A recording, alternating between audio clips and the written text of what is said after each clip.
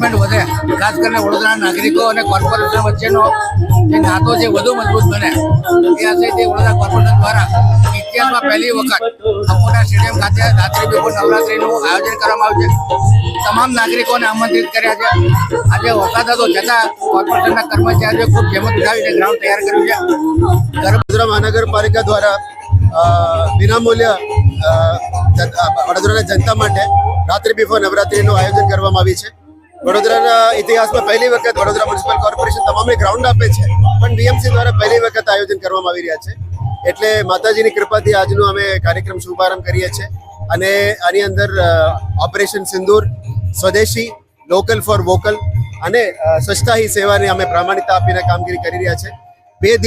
આજે મહાનગરપાલિકા દ્વારા જે રાત્રિ બિફોર નવરાત્રીનું આયોજન કરવામાં આવ્યું છે તેમાં વડોદરાના સૌ ખેલૈયાઓ મન મૂકીને નાચી રહ્યા છે અને સૌ અહીંયા આયોજનનો અનેરો લાભ લઈ રહ્યા છે અને અમને પણ અહીંયા રમવાની ખૂબ જ મજા આવી રહી છે.